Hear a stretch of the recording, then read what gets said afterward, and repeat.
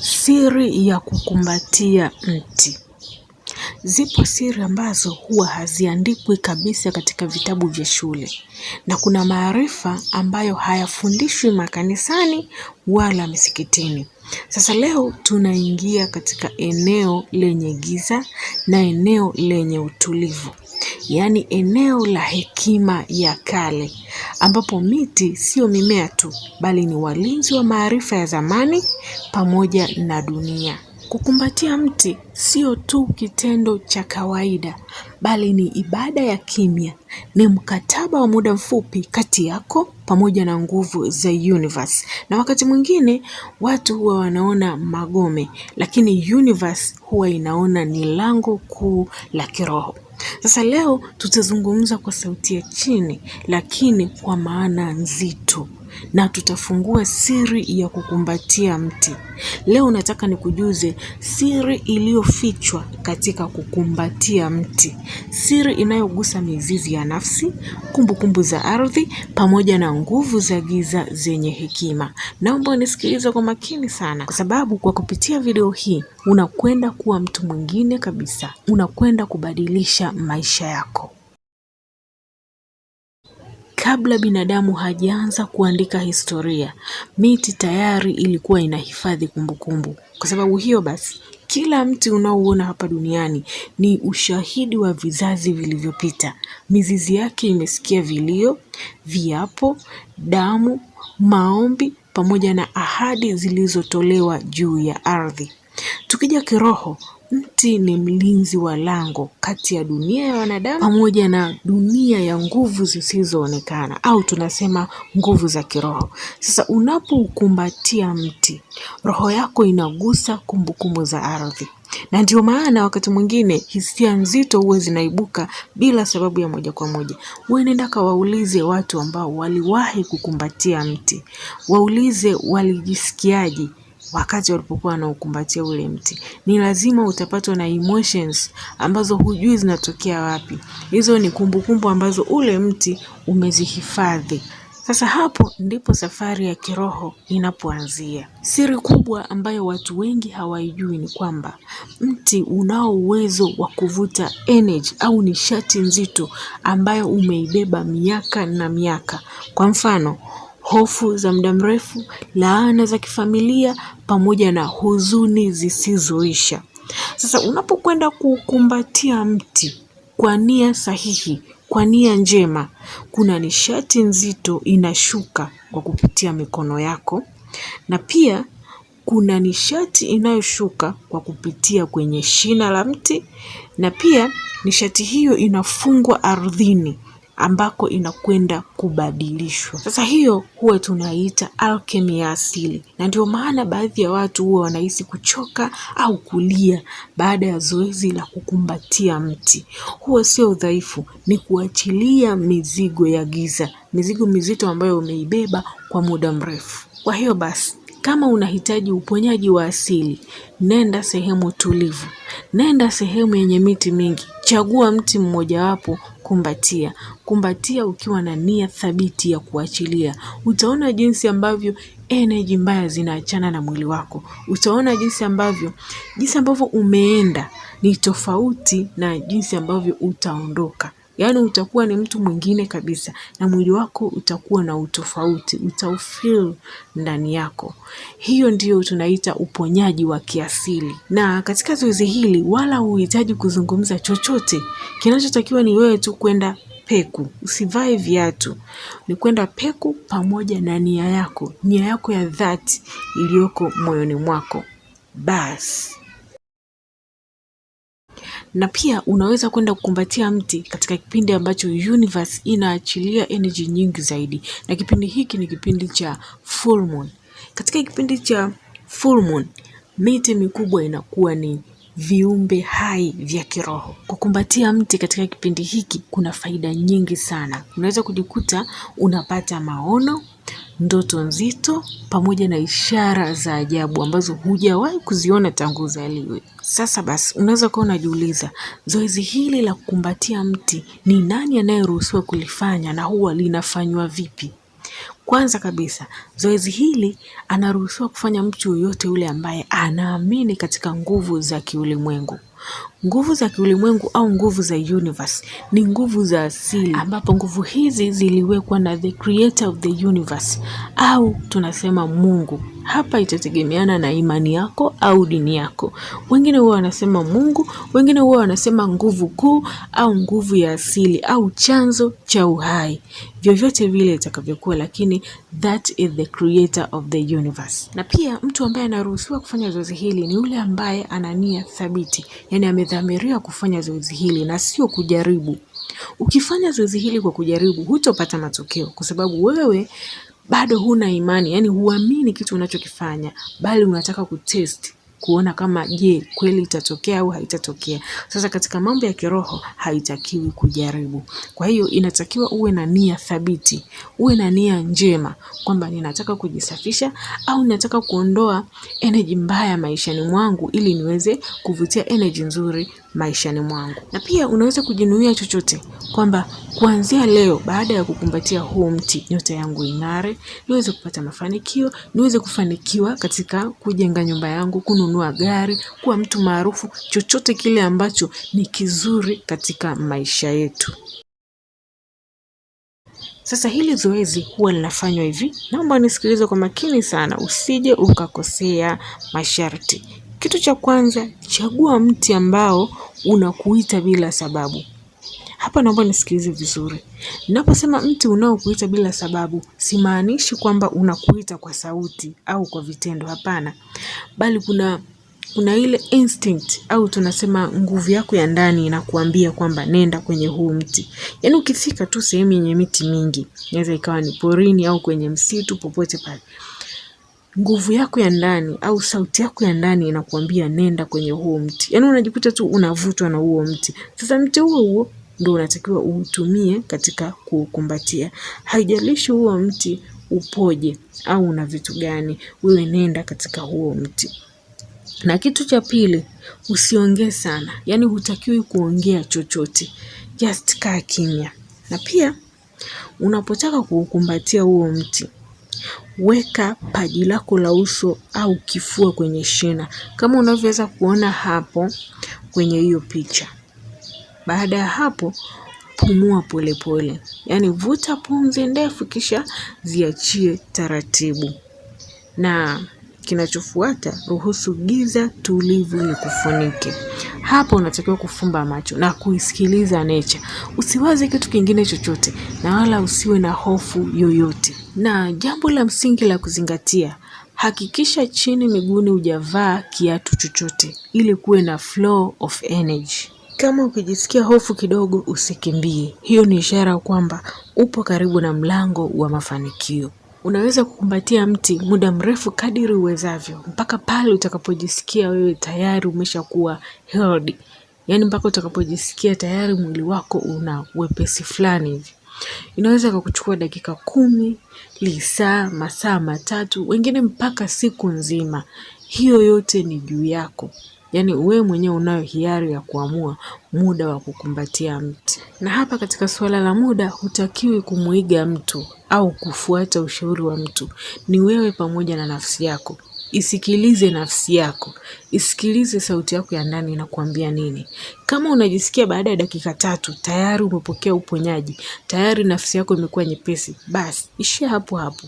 Huna haja ya kulazimika kuchukua muda mrefu eti kwa sababu fulani amefanya muda mrefu au kwa sababu fulani amekushauri ufanye muda mrefu. Hapana, hili ni tendo la kiroho zaidi. Ni wewe pamoja na nafsi yako mnawasiliana na nguvu za universe.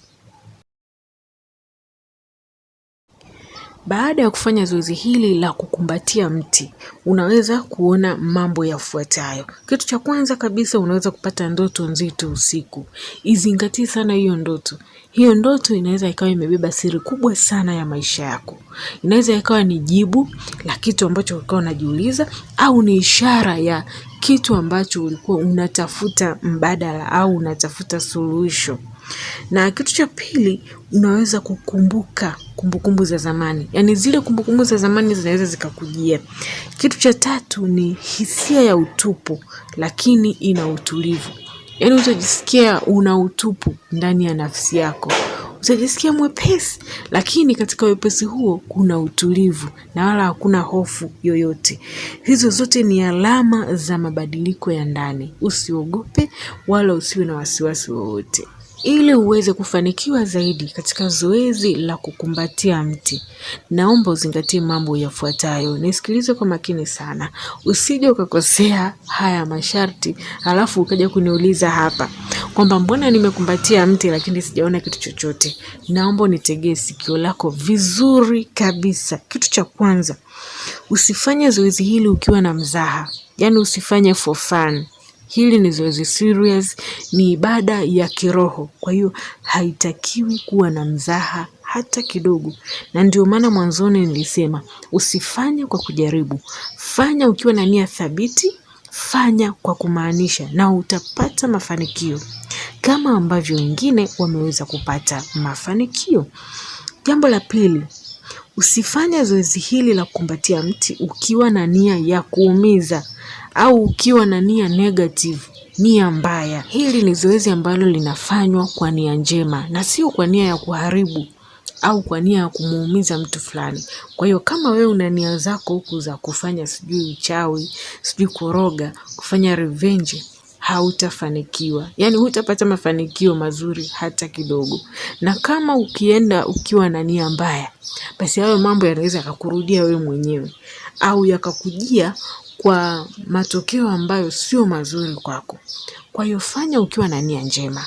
Fanya ukiwa na nia nzuri. Hata kama unamfanyia mtu mwingine, basi mfanyie kwa nia njema. Na jambo la tatu, usifanye zoezi hili akili yako ikiwa imechanganyikiwa. Make sure una akili timamu. Yaani watu wenye akili timamu ndio wanaoruhusiwa kufanya zoezi hili. Na kwa wewe ambaye tayari umeshadhamiria kwenda kufanya zoezi hili la kukumbatia mti, naomba nikwambie jambo hili hapa. Kamwe mti hauwezi kukushambulia, bali unakurudishia kile ulichobeba. Kwa hiyo kama umebeba nia njema, basi mti utakurudishia energy nzuri. Na kama umebeba nia mbaya au nia ovu, basi mti utarudisha hiyo hiyo energy ambayo wewe umeibeba. Na ninaomba uelewe kwamba kukumbatia mti sio tu kugusa lile gome la nje, ni kugusa kitu ambacho kimeishi kwa muda mrefu kuliko mawazo yako, hofu zako na hata jina lako. Yaani ni tendo la unyenyekevu mbele ya nguvu kubwa ya asili. Faida ambayo unaweza kuipata katika kukumbatia mti, kitu cha kwanza ni utulivu wa ndani. Wakati ulimwengu unakuwa na kelele, akili imejaa mawazo yasiyoisha. Ukikumbatia mti, kuna ile hali ya kukata hizo kelele ghafla, na unaanza kuisikia pumzi zako, mapigo ya moyo pamoja na ukimya ambao umekuwa ukiutafuta kwa muda mrefu. Na pia unaweza kusafishwa nishati nzito. Mizigo yote ambayo umeibeba, mizigo ya kihisia, maumivu ya zamani, hofu za kifamilia, mti unafyonza na kupeleka mizigo hiyo yote ardhini ambako inakwenda kubadilishwa. Na ndio maana baada ya zoezi hili utajihisi kama vile umepunguza uzito ambao hauonekani. Na pia baada ya kufanya zoezi la kukumbatia mti, utaanza kuamshwa kwa fahamu zako za ndani. Kukumbatia mti huwa kunaamsha sauti ya ndani ambayo mara nyingi huwa inaangamizwa na kelele za dunia. Hizi kelele za muziki, watu, viwanda, magari, zote huwa zinadhoofisha sauti zetu za ndani.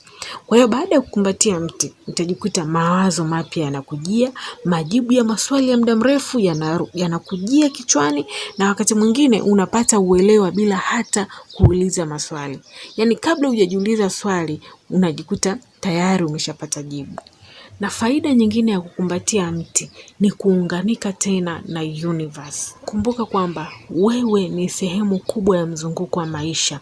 Kwa hiyo mti inakuwa ni kama daraja la kukumbusha uhusiano huo ambao umesahaulika kwa muda mrefu sana. Wakati unakumbatia mti, unaruhusu yale yote uliyobeba kimya kimya, yani huzuni, kukata tamaa, maumivu ya maneno ya watu, hofu za kesho, hayo yote yanaanza kushuka pole pole kutoka ndani yako, na hapo mara nyingi utajikuta machozi yanakutoka bila sababu.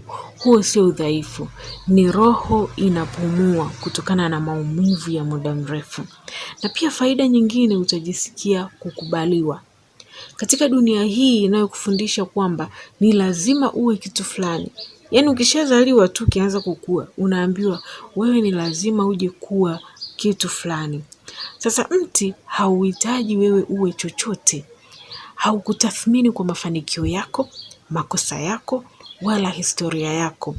Unapoukumbatia mti, unakubaliwa kama ulivyo. Haijalishi wewe ni maskini, umefeli kiasi gani, umechoka, umevunjika, umekata tamaa, umepotea, umekengeuka, lakini mti unakupokea jinsi ulivyo. Kwa hiyo utajisikia faraja na utapata ile sense ya kukubalika. Na pia baada ya kukumbatia mti, utakumbuka kwamba huzuni yako sio mwisho wa maisha. Maisha yako yalikuwepo kabla ya hapo na yataendelea baada yako. Hii haikufanyi wewe uwe mdogo, bali inakufanya uwe huru. Kwa hiyo kuanzia hapo hautajidharau tena na wala hautajichukulia poa. Haijalishi umetoka wapi, haijalishi umebeba nini moyoni, maisha bado hayajakufungia mlango. Wakati mikono yako inapogusa shina la mti, unagusana na kitu kilichosimama imara katika dhoruba nyingi.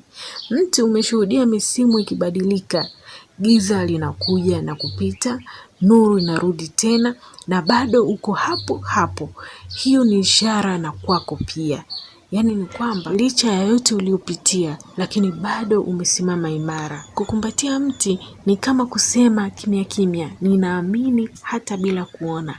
Na hilo peke yake linabadilisha mzunguko wa maisha yako.